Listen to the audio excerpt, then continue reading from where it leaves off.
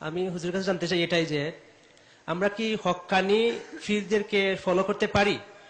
আর যদি আমরা হক্কানি ফিরদিকে ফলো করি, আর এক্ষেত্রে যদি আমরা যদি ভালো কোনো কিছু তাদের কাছ থেকে নসিহত পাই, যেমন ওজিফা না হলো ভালো কোনো কিছু কথা, ভালো বা ধরেন যে হালাল হারাম এভরিথিং, এই ধরনের কোনো কিছু যদি আমরা ওনার কাছ থেকে পাই, তাহলে কি আমরা এই হক্কানি আলেম ফিরের কাছে যেতে পারি? আমি হুজুরের কাছে এই প্রশ্ন জানতে চাই। আসলে পীর মুরিদি প্রথাটি এটি ইসলামের মধ্যে ঢুকেছে, মুসলিম উম্মার মধ্যে ঢুকেছে। ইসলাম যখন মিশরে যায়, তুরস্কে যায়, সিরিয়ায় যায়, এসব অঞ্চলে খ্রিস্টান সন্ন্যাসীরা ছিল, গির্জায় সন্ন্যাস জীবন, বৈরাগ্য জীবন তারা যাপন করত। এসব অঞ্চলে ইসলাম ঢোকার পরে কিছু ভুলাভালা মুসলিমরা, মিশরে 9টা আশ্রম ছিল, এসব আশ্রমে তারা যাতায়াত করত, তুরস্কেও ছিল, এগুলোতে যাতায়াত করতে করতে কিছু লোকেরা তাদের সেই বৈরাগ্যবাদকে ইসলামে ঢুকাই ফেলছে। পীর মুরিদি বা তাসাউফ এগুলি এক ধরনের বৈরাগ্যবাদ, ওই বৈরাগ্যবাদটাই বিভিন্ন রূপে রূপান্তরিত ইসলামে ঢুকে গেছে। এই জন্য আপনি যে বলেন একজন হাক্কানি পীর, একজন হাক্কানি পীরকে হাক্কানি হতে হলে পীর মুরিদি আগে ছেড়ে দিতে হবে। পীর মুরিদি, কারণ পীর মুরিদি এটার প্রথম কথাই হবে আপনাকে বাইয়ত করানো হবে নকশবন্দি তরিকা, চিস্তিয়া তরিকা, হারুনিয়া তরিকা, মুজাদ্দিদিয়া তরিকা, সাজেলিয়া তরিকা, কত তরিকা।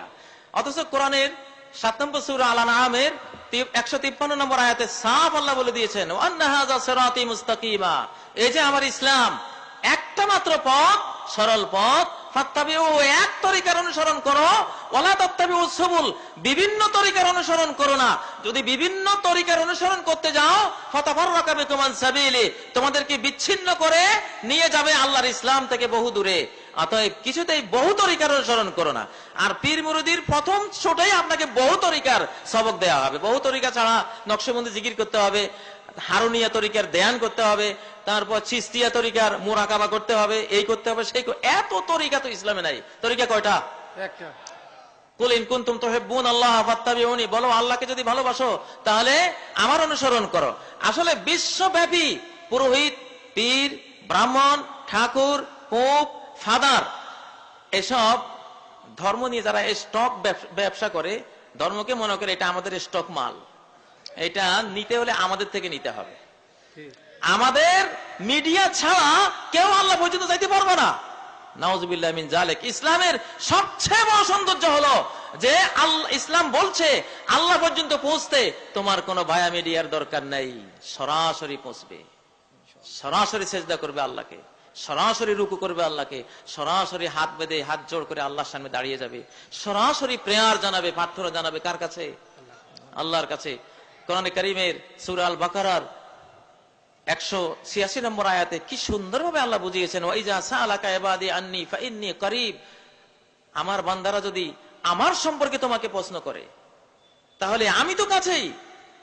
দেখুন কোরআনে প্রায় 13 বার প্রশ্ন এসেছে বিভিন্ন মাসলা বিধান সম্পর্কে, সব জায়গাতে আল্লাহ বললেন ফাকুল ইয়াসআলুনাকা আনিল আহিল্লা কুল হিয়া মাওয়াকিতুল লিন্নাস, তারা প্রশ্ন করছে তোমাকে চাঁদ সম্পর্কে, তুমি বলো চাঁদ হলো মানব জাতির সময়ের ইন্ডিকেটর, এটা দিয়ে তারা সময় নির্ণয় করবে, তুমি বলো।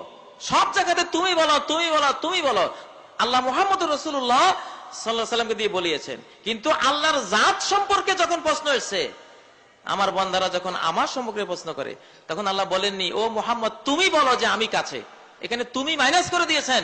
আল্লাহ তার আর বান্দার মাঝখানে কোনো মিডিয়া রাখেন নাই, এমনকি মুহাম্মদুর রাসূলুল্লাহকে রাখেন নাই, বললেন সরাসরি ওয়াইজা সাআলাকা ইবাদি আন্নী ফাইন্নী করিব, বান্দারা যদি আমাকে আমার সম্পর্কে তোমাকে প্রশ্ন করে তো আমি তো কাছেই। উত্তরটা সরাসরি কে দিচ্ছেন?